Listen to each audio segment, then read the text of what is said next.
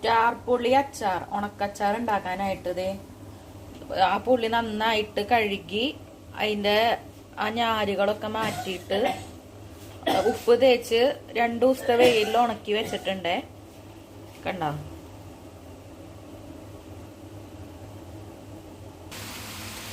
ആ 2 സ്പൂൺ നല്ലെണ്ണ ഒഴിച്ച് ആ പുളി റോസ്റ്റ് ആക്കി എടുത്തിട്ടുണ്ട്. അതിലേക്ക് ആവശ്യത്തിന് ഉപ്പ് ഇട്ടു. ഇതിലേക്ക് ഇനി ഉണക്കമുളക്, അതുപോലെ തന്നെ കടുക്, ഉലുവ ഒക്കെ ഇട്ട് പൊടിച്ചത് ചേർക്കണ്ട്. ചായപ്പൊടി എപ്പോഴാണ്